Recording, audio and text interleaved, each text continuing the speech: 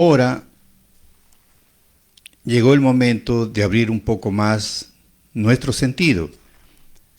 Y para abrir nuestro sentido surge dos puntos muy fundamentales. A esto se le llama restauración, o sea, se restaura cómo era la mente, cómo era antiguamente el hombre al inicio, fue santo, puro, y luego hasta que entró el pecado en Adán y perdió su vestidura santa, y llegó el tiempo de recuperarse nuevamente, gracias al Mesías, empieza a recuperarse, y para recuperarse surgen dos puntos muy fundamentales.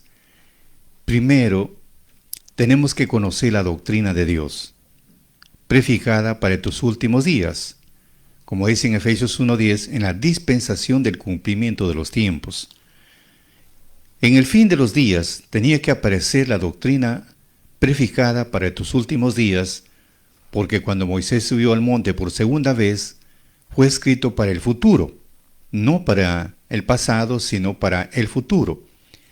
Y en el futuro alguien tenía que recibirlo, pero eso de recibirlo no es su propia voluntad, sino es la voluntad de Dios, como dice San Juan capítulos 5, 40 y 44, donde muestra los versículos bíblicos de tres personajes, el Padre, el Hijo y una tercera persona. Y en esa tercera persona, por su propia voluntad no lo es, porque dice así el Padre, le dice al Hijo, Hijo, todo aquel que te ve a ti y cree en ti, yo lo voy a resucitar en el día postrero. Y luego el Hijo dice, y nadie puede venir a mí si el Padre que me envió no lo trajere. Interesante sobre este mensaje que está en San Juan 5, 46, 40 y 44. Ahora empezamos a analizar un poquito esos dos versículos. Dice el Padre, le dice al Hijo, Hijo, todo aquel que te ve a ti y cree en ti, yo lo voy a resucitar en el día postrero. Ya está mencionando que el Padre lo va a resucitar en el día postrero a todo aquel que lo ve al Hijo. Pero ahora hay un problema. ¿Cuánto quisiéramos verlos todos al Hijo? Pero no, dice ahí el Hijo, y nadie puede venir a mí si el Padre que me envió no lo trajere. Para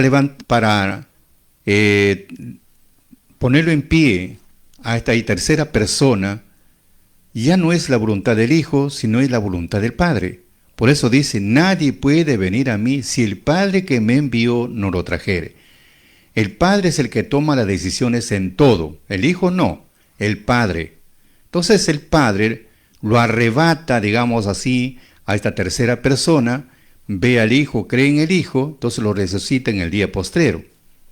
Por ejemplo, dice uno de sus mensajes, nuestro querido Maestro, estos ojos palparon al Hijo de Dios, y creí en Él. Y por haber creído en Él, de mi corazón fluyen ríos de aguas vivas. Y no me he hecho siervo a mí mismo, sino el Padre me llamó. ¿Qué dice el Hijo? Nadie puede venir a mí si el Padre que me envió no lo trajere. Ahí se cumple lo que dice Pablo en 2 Corintios 13, 1 y 2. Conozco a un hombre hace 14 años en el cuerpo, fuera del cuerpo yo no lo sé, que fue arrebatado al paraíso, donde oyó palabras que no lo puede decir, o sea, son palabras ocultas, palabras misteriosas, que a la final se llega a cristalizar cuáles eran esas palabras que está mencionando. Pero quisiera leer un párrafo donde mencionan los sabios judíos concerniente a lo que estoy mencionando.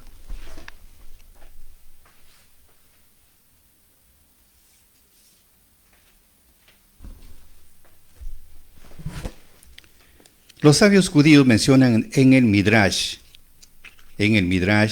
sabiduría de los judíos, hablan sobre este ministerio que estoy mencionando. Dice lo siguiente, en el capítulo 2, dijo Rav Judá, dijo Rav, Cuando subió Moisés a la altura para recibir la Torá, encontró al santo bendito que estaba sentado y les ponía las letras de la Torá, coronitas, puntas y ornamentos. Dijo Moisés: Señor del mundo, ¿qué te obliga a hacer estos dibujos aparentemente superfluos? Ah, dijo: hay un hombre, contestó Dios, que aparecerá generaciones más tarde, y se llama Aquibá, hijo de Yosef, y él en el futuro, sobre cada uno de tus puntitos y ornamentos, desarrollará montañas de reglamentos, de la norma, quiere decir de la halajá. Quisiera verlo, Señor del mundo. Dijo Moisés. Y el Señor le dijo: vete atrás. Y fue Moisés y se sentó en la yesba, quiere decir un asiento final, de Rabí Akivá, en la última fila, o sea, en el salón donde estaba enseñando Yeshiva, donde estaba enseñando, se sentó en la última fila. Y no entendía de qué hablaban. Estuvo a punto de desmayarse. De pronto los alumnos llegaron a un tema y dijeron al maestro: Rabí, ¿esto de dónde sabes? Así fue enseñada esta halajá, o sea, esta ley o esta Torá, a Moisés en el Sinaí, respondió Akivá. Entonces recuperó el ánimo Moisés y volvió y le dijo a Dios: Señor del mundo, ¿tienes un hombre de este nivel y entregas la Torá conmigo?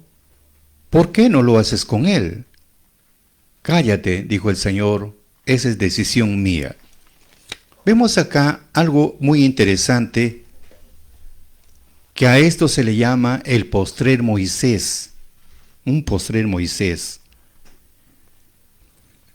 Dios lo toma como instrumento para darle los mandatos divinos, así como lo hizo con Moisés. Algo similar en ese tiempo es dado los mandamientos para enseñar, levantar su pueblo en los gentiles. Ese es el ministerio que estamos hablando, que es purificado para tus últimos días. Y al aparecer los mandatos divinos, algo ocasiona, por eso todo lo que era antiguamente fue una figura para el futuro. Antiguo Testamento, Nuevo Testamento, fue una figura para el futuro. Vemos en el Antiguo Testamento que Dios le dio los mandamientos a Moisés, por eso se dice la ley mosaica. Viene nuestro Mesías, con él ya viene la etapa del derramamiento del Espíritu Santo, que fue en la fiesta de Pentecostés para todos los creyentes, y cuando estuvo también presente, le dio poder a sus discípulos para que puedan sanar enfermos, resucitar muertos, también le dio poder. Eso dice la Escritura. Ahora, esos ministerios, lo que pasó como en el tiempo de Moisés, cuando él se queja ante Dios porque la carga era demasiado fuerte, y le dijo: ¿yo acaso le he parido a este pueblo para cargar con tanto peso? Y ahí del Señor le dice: búscate 70 varones de renombre, príncipes del pueblo, lo llevas al tabernáculo, y su espíritu de Moisés pasó también a los 70 varones para que le ayuden a administrar el pueblo. Vemos todo lo que aconteció, Antiguo, Nuevo Testamento, viene para el futuro. Por eso dice en San Juan 1:17 que la ley por Moisés fue dada, mas la gracia y la verdad por Jesucristo fue hecha. Entonces, dos cosas. La gracia viene a ser el Espíritu Santo, de acuerdo a Zacarías. Vemos entonces que la palabra de Dios, que el hombre, al escuchar los mandatos divinos, mientras no tenga la fuerza activa, mientras no tenga, como dice en hebreo, la rúa, la fuerza activa, o la fuerza de Dios, mientras no tenga la fuerza de Dios, no se puede poner en práctica. Porque una vez que se tiene esa fuerza activa, que nosotros en griego se le conoce como el Espíritu Santo, esa fuerza activa permite a la persona recién conducirlo por el buen camino, recién, porque humanamente no se va a poder, porque la palabra de Dios es espiritual, es espíritu, y yo soy materia, es como juntar el agua y el aceite, ninguno de los dos vamos a poner de acuerdo. Pero una vez que se recibe la fuerza de Dios, esa misma fuerza va a permitir transformar a la persona, lo empieza a transformar, Porque dice en Ezequiel 36:27, y pondré mi espíritu en vosotros y haré que andéis en mis mandamientos y lo pongáis por obra. Lo ponemos por práctica no porque nosotros queremos, sino hay una fuerza sobrenatural que nos empieza a transformar, nos transforma, día a día nos va transformando, y a medida que vamos conociendo la doctrina, nos va transformando mediante el conocimiento, como dice Pablo, se va renovando nuestra mente mediante el conocimiento de la doctrina, y el Espíritu ahí presto para que la persona, cuando se sienta débil, esa fuerza le ayuda a sobrepasar o pasar ese obstáculo o esa valla. Esa es la diferencia que hay.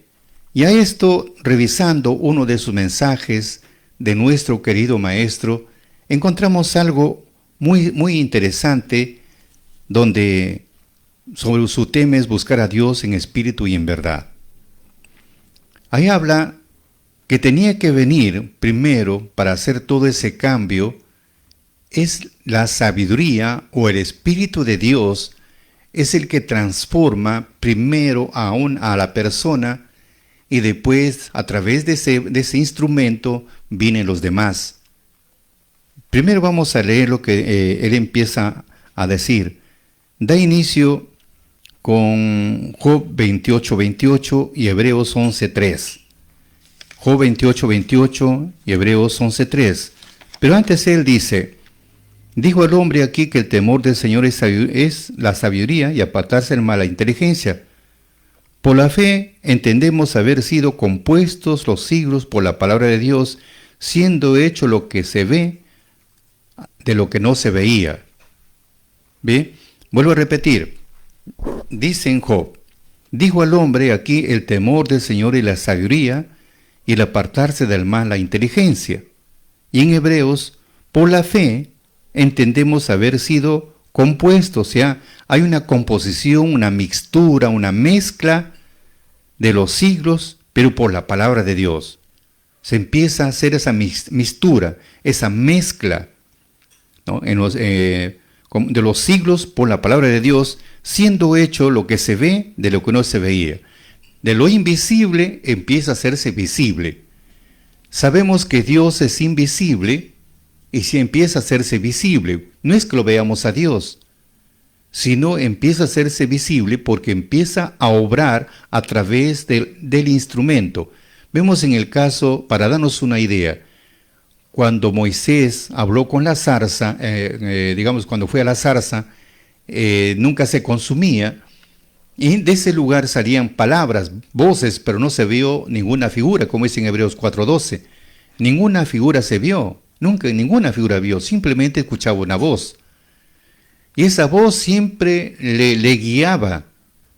Cuando estaba en Egipto, esa voz siempre lo guiaba, le hablaba, qué es lo que tiene que hacer. Entonces él acataba esa orden y ponía en práctica lo que le dice esa voz, que lo tenía lo tenía como algo impregnado en su mente, algo que como un parlante que le hablaba. Entonces esa voz. Vemos entonces lo que dice Pablo, siendo hecho lo que no se ve de lo que se veía. Entonces, al Espíritu de Dios no se lo ve ese Espíritu, pero empieza a verse, pero no a Él, sino a través del instrumento que empieza a movilizarlo. Así como ven en el caso de los fantasmas, empieza a movilizar, mueve la frazada, mueve las cosas, pero usted no ve nada, simplemente que se caen las cosas, o la frazada se mueve, o el cubrecama se mueve, pero usted no lo ve al otro.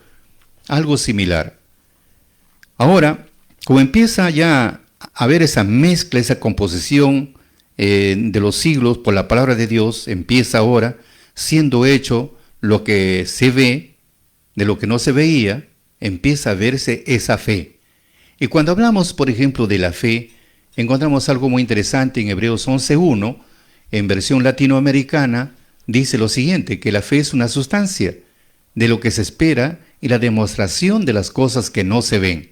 O sea, las cosas que no se ven empiezan a demostrarse. Pero hablamos de esa fe. La fe dice que es una sustancia. Muy bien, ¿qué es una sustancia? Es una esencia. ¿Y qué es una esencia? Es una pureza. ¿Y qué es una pureza? Algo puro sin mancha. El Espíritu Santo. Ahora sí, se empieza a hacer sus prodigios. El Espíritu Santo o la fuerza de Dios o esa fe que tanto hablamos o esa gracia inmerecida, esa gracia, empieza a hacer las cosas, a movilizar las cosas.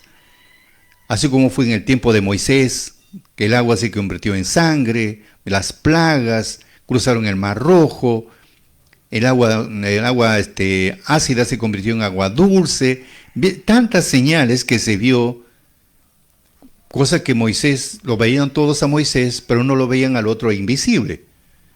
No lo veían, y el que hacía era el invisible, todas las cosas.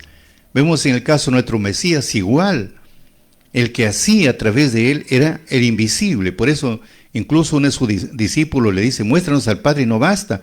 Y él dijo, tanto tiempo ustedes están conmigo, el Padre en mí, yo en el Padre, una misma cosa somos. Al verlo a mí, me lo están viendo al Padre. O sea, ¿por qué? Porque el Padre o el Espíritu es el que hacía todas las señales, los milagros, tantas cosas que vemos a través de la historia. Entonces vemos acá, de acuerdo a ese conocimiento, vemos acá que el temor, hablamos acá, lo pone como la sabiduría. Y dice así en Eclesiástico, para ampliar un poquito más, llegar al concepto y tener una idea muy clara, dice así, toda sabiduría viene del Señor. Estoy leyendo en el capítulo 1. Toda sabiduría viene del Señor y con Él permanece eternamente. La arena de los mares, las gotas de las lluvias, los días de la eternidad, ¿quién los puede contar? La altura del cielo, la anchura de la tierra, la profundidad del abismo y la sabiduría, ¿quién lo podrá medir?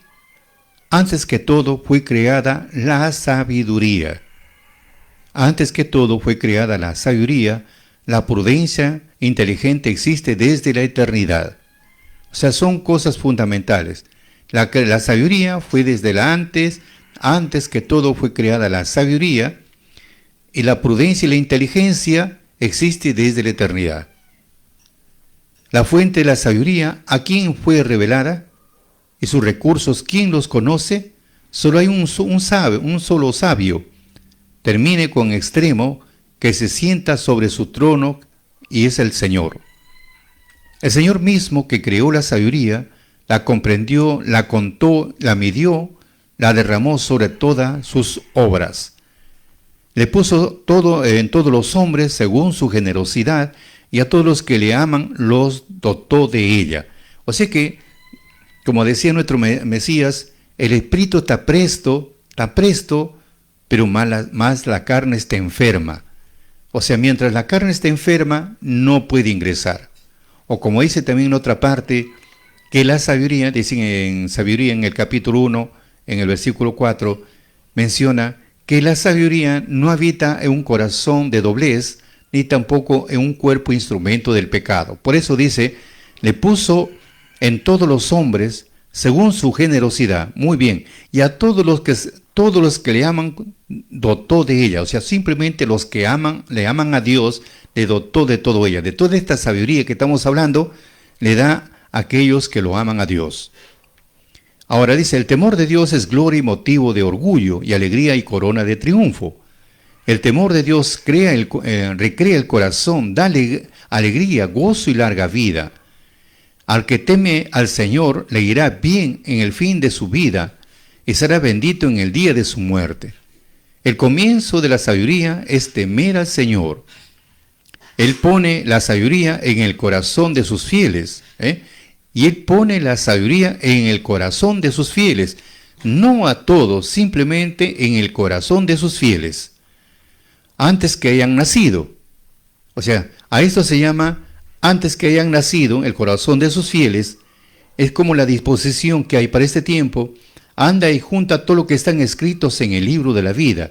O sea, hay personas, hay hombres y mujeres que ya están destinados desde el vientre materno para servir a Dios. Desde el vientre materno, ya están destinados. Y como también hombres que incrédulos también están destinados desde el vientre materno. Eso tenemos que entender. Por eso dice, el comienzo de la sabiduría es temer al Señor. Él pone la sabiduría en el corazón de sus fieles antes que hayan nacido. Entre los hombres anidó para siempre y con ellos se mantendrá fielmente. Temer al Señor es toda la sabiduría. Estos serán colmados en sus frutos. Toda su casa está llena de cosas deseables, y sus generosos están llenos de sus riquezas. El temor del Señor es corona de sabiduría, en ella hace florecer la paz y la buena salud. La luna y otra son don de Dios que los concede según su voluntad. Distribuye como lluvia la ciencia y la prudencia realza la gloria de los que le poseen. La raíz de la sabiduría es temer al Señor y sus ramos son larga vida. Una violencia injusta se arruinará por sí misma. El hombre paciente soportará. Vendrá la hora en que la devolverá la alegría. Hasta en cierto tiempo retiene sus palabras. Al fin muchos reconocerán su inteligencia. En esta parte donde dice que la violencia injusta se arruinará por sí misma, el hombre paciente soportará. Porque va a haber muchas cosas negativas. Si el hombre es impaciente va a perder. Pero aquel que tiene la sabiduría de lo alto va a ser muy paciente. A esto se llama ser una persona templada, porque empieza a dominar, antes que lo domine, empieza a dominar a sus pasiones, a sus impulsos negativos, a sus todo lo que le trae a la mente cosas negativas, lo empieza a dominar. O sea, sus emociones lo empieza a dominar. Ya no que las emociones lo dominan, sino empieza a dominar a sus pasiones, a sus deseos sobre más allá de lo normal. Entonces lo empieza a controlar. ¿Pero por qué? Por la sabiduría que tiene en él, le ayuda a ser una persona equilibrada. A esto se llama persona templada y también a ser una persona paciente. Por eso dice, una violencia injusta se arruinará por sí misma. O sea que algo que no pueden hablar muchas cosas contra él, y él lo ignora porque no tiene culpa alguna, como ese Pedro, una maldición sin motivo no hace efecto. Pero si hemos cometido una falta y somos afligidos, ahora sí. Pero si nosotros sin cometer alguna falta somos afligidos, somos bienaventurados. Eso dice el apóstol Pedro. Por eso dice, una violencia injusta se arruinará por sí misma. El hombre paciente soportará. Entonces el hombre paciente soportará. Tantas cosas vienen, como es en otra parte, contra el justo, hablan de todo, pero él muy pacientemente, vemos en el caso de nuestro Mesías, él soportó a tantas palabras que tramaban cómo desaparecerlo, cómo humillarlo públicamente, cómo hacerlo quedar mal públicamente. Buscaban algún pretexto para luego buscar hacer en su contra. Él hablaba a mucha gente, pero ahí estaban metidos los grandes intelectuales de la Torá. Pero buscaban no para aprenderlo, sino buscaban cómo sacar una palabra, lo tentaban con el fin de sacarlo del camino, porque para ellos era como una piedra dentro del zapato. Entonces vemos, pero él muy pacientemente, muy serenamente supo soportar, porque en él estaba la sabiduría o estaba el temor de Dios en él. Y eso era muy paciente, entendía, por eso que hasta el final, cuando estuvo en la cruz, dijo, Padre, perdónalos porque no saben lo que hacen. O sea, entendía su necedad, su bajo entendimiento en la parte espiritual, les daba lástima lo que hacían ellos. Por eso, mucho tiene que ver, por eso dice acá, una violencia injusta se arruinará por sí misma. El hombre paciente soportará. Vendrá la hora en que se devolverá la alegría. O sea, por eso cuando una mujer lloraba, ver que estaba cargando la cruz, y ahí cuando él le da una respuesta, le dice, mujer, que no llore por él, sino llore por ella y su familia. Fíjese, ¿qué respuesta? ¿Ah? Hasta que un cierto tiempo retiene sus palabras, al fin muchos conocerán su inteligencia. Por eso dice un dicho, los hombres durante su vivencia, los hombres de bien, son vituperados, pero después de su partida son glorificados. En el caso de nuestro Mesías, fue vituperado durante su permanencia, tomado como algo, ¿cómo le podemos decir? Algo que estaba en contra de todas las costumbres judías, porque así lo tomaban ellos, no respetaba las costumbres de los ancianos, curaba los sábados, etc. Y las enseñanzas que daba eran diferentes a todo lo que ellos expresaban. Entonces todo eso fue tomado como algo negativo, pero luego al final empezó a brillar. A Moisés igual lo tomaron como algo negativo, algo que estaba en su contra del pueblo, lo había sacado del desierto para matarlo, lo querían matar en muchas oportunidades, pero a las finales empezaron, durante su vida son vituperados, pero después de su partida son glorificados. Por eso dice acá, hasta que cierto tiempo retiene su palabra, al fin muchos reconocerán su inteligencia con el transcurso del tiempo. En los tesoros de la sabiduría están los secretos de la ciencia, pero el pecador aborrece la piedad de Dios.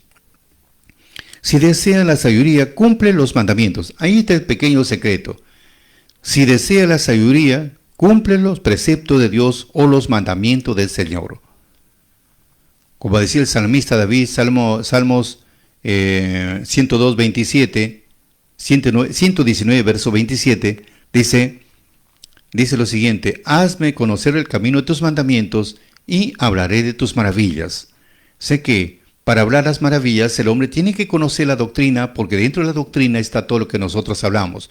Hoy, por ejemplo, estoy hablando sobre la sabiduría o el temor de Dios que está en el primer mandamiento, en el primer fundamento, donde dice, a Jehová tu Dios temerás. De ese punto estamos tomando. Ahora, por eso dice, si desea la sabiduría, cumple los mandamientos. Y como hemos visto anteriormente, que Dios le da a aquellos que ponen en práctica su doctrina, a aquellos que ordenan su vida, Dios le da. Dios le da, sin medida, dice en otra parte, en Salmo 19, 2, le da sin medida, de la noche a la mañana lo puede ser sabio la persona, solamente que ordene su vida nada más, que ponga en práctica los dichos divinos, ese deseo de querer cambiar, y el Espíritu está ahí ayudándole para mejorar cada día su conducta. Por eso dice, si desea la sabiduría, cumple los mandamientos, y el Señor te la dará. Pues el temor del Señor es sabiduría e instrucción, y a él le complacen la felicidad y la mansedumbre. No te apartes del temor del Señor, acércate a él con el corazón sincero. No seas hipócrita ante los hombres, cuida tus palabras.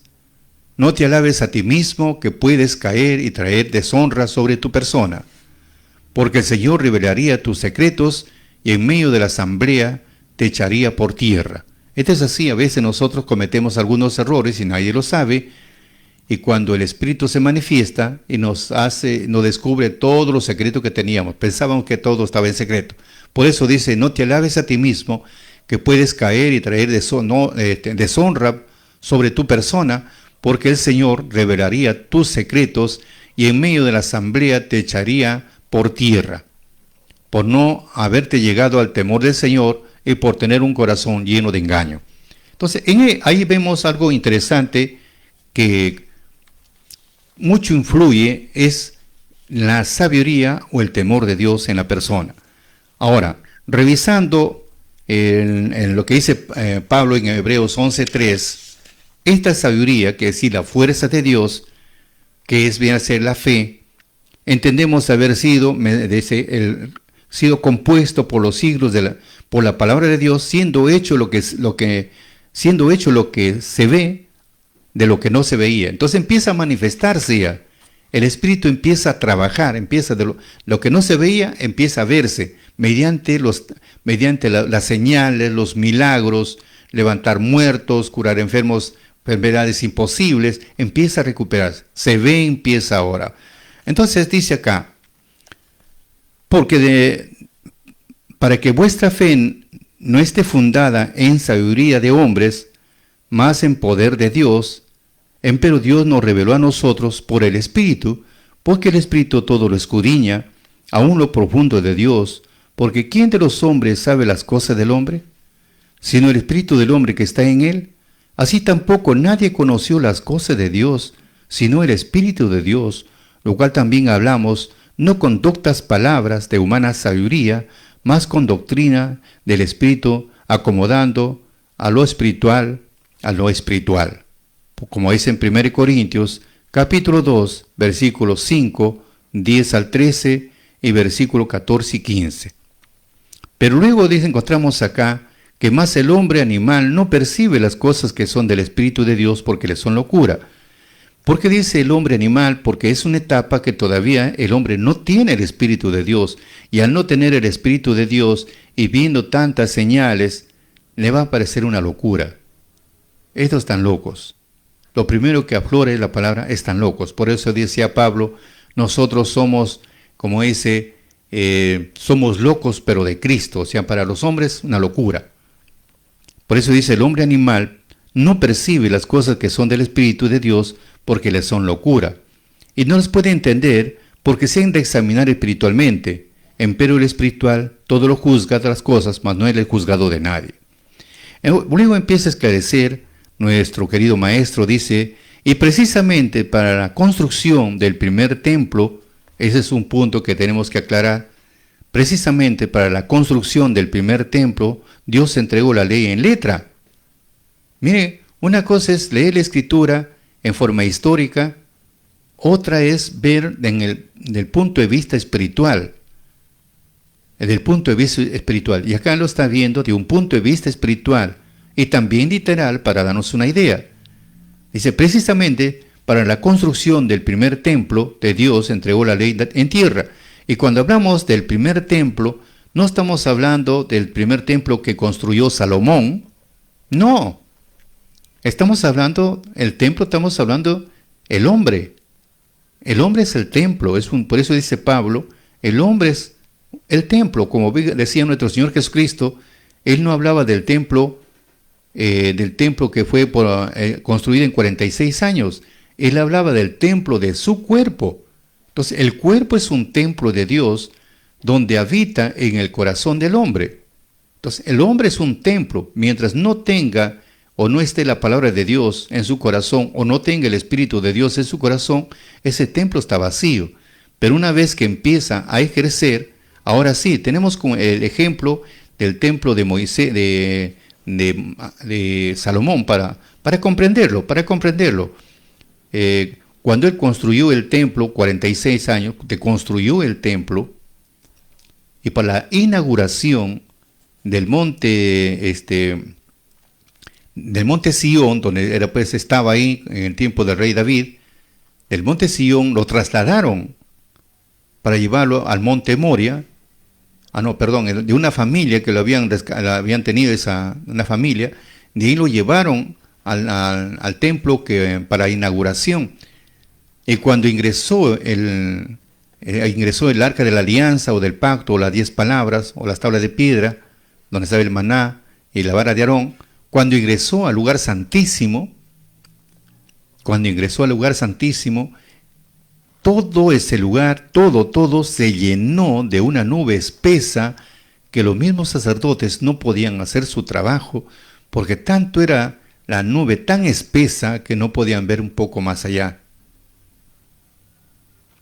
Se llenó de gloria, dice la Escritura, se llenó de gloria, está escrito en Reyes, se llenó de gloria. Ahora, estamos hablando de esa casa, mientras no estaba el arca del pacto, esa casa simplemente estaba hecho con placas de oro, la parte interna, el lugar santísimo, el lugar santo. Bueno, estaba vacía prácticamente, estaba vacía. Pero una vez que ingresó el arca del pacto en el lugar que le correspondía, en el lugar santísimo, ahora sí empezó a tener poder ese lugar.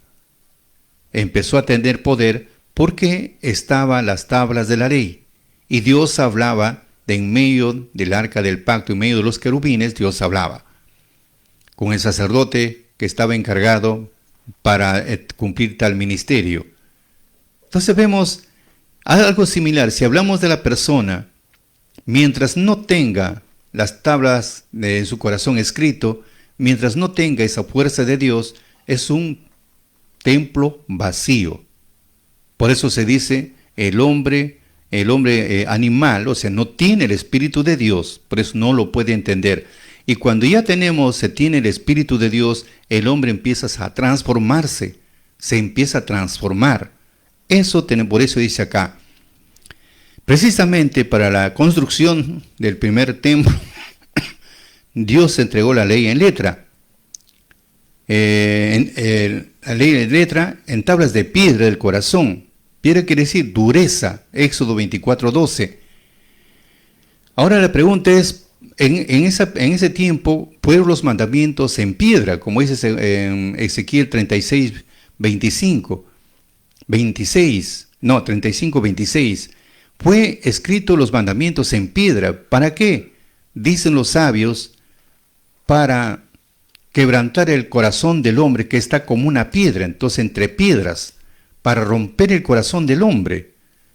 Pero vemos acá que primero fue en piedra, pero después viene ya diferente, viene en espíritu, o sea, esas palabras, lo que antes estaba escrito en tablas de piedra, como dice 2 Corintios 3:3, escrito en tabla de piedra, ahora viene a escribirse en las tablas del corazón, en las tablas de corazón. Entonces antes fue en piedra, ahora empieza a escribirse en tablas del corazón del hombre. Vamos a ver, precisamente para la construcción del primer templo, entregó la ley en letra, en tablas de piedra del corazón. Piedra quiere decir dureza, Éxodo 24:12. Y con la ley en letra, para morir todas las obras de la carne, el hombre pecador, como dice 2 Corintios 3:6. Entonces un templo santo. O sea que viene, como dice, se pone en piedra para romper la dureza del corazón y empezar a matar todo, a eliminar todas las obras negativas. Ese es en letra, para matar todo. O sea, mediante el conocimiento nos vamos corrigiendo. Mediante el conocimiento nos vamos corrigiendo. Mejor dicho, me dice que no debo mentir, me voy corrigiendo a no mentir. Me dice que no debo cometer adulterio, entonces tengo que empezar a corregirme que no debo hacer tal cosa. Trato de controlarme a no cometer tal error. Y así poco a poco nos vamos controlando. Entonces empieza a matar lo de la letra, empieza a morir y empieza a reinar el espíritu. Eso es lo que te va a entender acá. Por eso dice, entonces en la paz y la ley y letras hará morir todas las cosas de la carne, el hombre pecador, como dice 2 Corintios 3:6. Entonces, un templo santo, entonces buscando la paz y la santidad. O sea que una vez que vienen a morir, estamos buscando entonces la paz, vivir en paz con uno mismo. Es como vemos venimos transmitiendo, donde dice que el hombre en la paz, cuando alguien nos habló mal de uno, nos ofendió, nos humilló, entonces yo como hombre, para tener paz conmigo mismo, yo soy el ofendido, voy y le pido disculpas al que me ofendió. ¿Pero por qué? Porque yo quiero tener paz conmigo mismo, aunque el otro no lo quiera tener, pero yo quiero tener paz conmigo mismo. Por eso voy y le busco a pedirle disculpas, porque quiero vivir en paz. Entonces, eso es, mediante el Espíritu empezamos a vivir en paz, y al vivir en paz empezamos a vivir en santidad, quiere decir en honestidad. Eso es. Aún luego dice, gustando la paz y la santidad, puede recibir el nuevo pacto, o sea, el nuevo convenio. Al realizarse ese punto, empieza a realizarse el nuevo convenio. Antes era en letra en piedra, matando todos los defectos, todos los errores, y al mismo tiempo también está haciendo un nuevo pacto que es ya no en letras, sino en espíritu. Mire, qué hermoso este mensaje, que a medida que nosotros, el antiguo pacto viene a ser todo en letra, matar todos los defectos, empezar a eliminar, adiestrar nuestros defectos. Empezamos a adiestrarlo antes que nos adiestren a nosotros. Mayormente los malos pensamientos, las malas ideas siempre a nosotros nos dominan, a nosotros nos adiestran. Antes que nosotros debíamos adiestrarlo, nos adiestran a nosotros, nos utilizan a nosotros. Entonces, eso tenemos que, la ley en letra quiere decir, vamos matando, o sea, vamos corrigiendo a nuestro viejo hombre o nuestros defectos, lo vamos corrigiendo. Eso se llama antiguo pacto. Y vamos formando el nuevo pacto, que es en espíritu, porque ya empiezo a controlarme. Ya por más que me amarga en la vida, ya no como antes que explotaba, ahora no, me tranquilizo, escucho, me convierto en una persona serena. ¿Ve? ¿Por qué? Porque estoy entrando en el campo del pacto, no en letras, sino en espíritu. Eso es lo que dice acá. Para recibir el nuevo pacto, no en letra, más en espíritu, como dice 2 Corintios 3:3. Tengamos presente, Dios quiere un templo santo. Entonces, como Dios quiere un templo santo, me voy corrigiendo, me voy adiestrando, así como Dios le dijo a Caín, el pecado está agazapado a la puerta, esperando qué momento te descuidas, para que inmediatamente te ataque como una fiera. Vamos a leerlo mejor. Dice así, Génesis capítulo 4, 5, 6, 7, dice lo siguiente. A Yahvé le agradó Abel su ofrenda, mientras que le desagradó Caín la suya. Caín entonces se enojó mucho, y su rostro se descompuso. Yahvé le dijo, ¿por qué te enojas y vas con la cabeza agachada? Si tú obras bien, tendrá la cabeza levantada. Y eso es verdad. Porque cuando a veces obramos mal, nos encontramos con alguien, empezamos a avergonzarnos porque no estoy andando bien, ando mal. O de repente hablé mal de esa persona, rajé tanto de esa persona, y de repente no fue cierto que cuando lo veo se me escarapela el cuerpo. Pero si obro bien, no tengo por qué agachar la cabeza ante nadie porque he hecho bien. Pero si he hecho mal, entonces me avergüenza. La misma conciencia me traiciona y empiezo a agachar la cabeza. Por eso dice, si tú obras bien, tendrás la cabeza levantada. En cambio, si haces mal, el pecado está agazapado a la puerta de tu casa. Ahí está, agazapado, agachado, esperando el momento indicado, a la puerta de tu casa. Él te acecha como fiera que te persigue. Para todo sitio nos persigue como una fiera salvaje. Ahí está esperando en qué momento te descuidas. Pero tú debes, dice, dominarlo. Pero acá viene a ser que nos domina a nosotros antes que nosotros dominemos. La pasión rápido nos domina. Viene una pasión desesperante, angustiosa, y nos dominó. Y ahí viene el pecado. Entonces, por eso nos recomienda acá que para recibir ese nuevo, o sea, a medida que vamos matando, digamos, en letra, vamos matándonos o vamos corrigiendo, lo vamos frenando, cosa por cosa, va muriendo el pacto antiguo en letra, en piedra, y también se va realizando ese nuevo pacto en espíritu, ¿no? Como dice acá, ya no en letra, sino en espíritu, va poniéndose en práctica, se convierte en un nuevo hombre, en una nueva mujer, se va convirtiendo poco a poco a ser una persona muy equilibrada, a ser una persona muy paciente, empieza a ser una persona muy serena. Esa es la diferencia cuando tenemos el Espíritu de Dios. Esperamos el momento preciso en caso de que no nos piquen el diente. Por eso dice, tengamos presente, Dios quiere un templo santo. Entonces, a medida que vamos controlando, ese templo se va convirtiendo en un templo santo. El cuerpo del hombre se santifica, pero por medio del Espíritu Santo.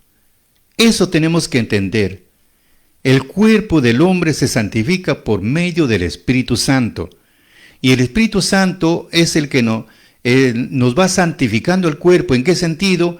vamos eliminando error por error, vamos eliminando defecto por defecto. Y al eliminar, porque ya no voy a ser una persona que me voy a amargar por gusto, que si me hacen cualquier cosita ya me resentí, que si me hacen cualquier cosita ya no quiero saber nada, y si me hacen cualquier cosita le llevo un odio tremendo, ya no, empiezo a controlarme, y si en caso mi hermano y mi hermana actúa mal contra mí, no tengo por qué vengarme, no tengo por qué hacer nada, simplemente, como decía nuestro Mesías, él encomendaba a su Padre. Él encomendaba a su Padre. Eso es lo que tenemos que hacer. Por eso que poco a poco nuestro cuerpo se va santificando, pero por medio del Espíritu Santo. El Espíritu Santo es el que nos va limpiando, corrigiendo, nos va ayudando a ordenar nuestra vida, a ser hombres de bien, etcétera, etcétera. ¿Ve? Por eso tenemos que tomar bastante en cuenta que el cuerpo del hombre se santifica, pero por medio del Espíritu Santo. Porque una vez que hemos recibido el Espíritu Santo, nuestro cuerpo, así como el templo de Salomón, se llenó de gloria, porque ingresó el arca del pacto en el lugar santísimo, se llenó de gloria, que muchos, como dijo el rey Salomón, todos los que pecasen, que vengan a esta casa y tú escucharás desde lo alto. Y Dios le dijo, yo he escuchado tu oración y tu súplica. Yo he santificado esta casa que tú me has edificado, he puesto mi nombre y mis ojos y mi corazón está todos los días sobre esta casa. Entonces ya viene el contacto. Entonces nuestro cuerpo se va santificando, ¿no? Mediante el Espíritu Santo, porque nos empieza a ordenar nuestra vida. ¿Ah?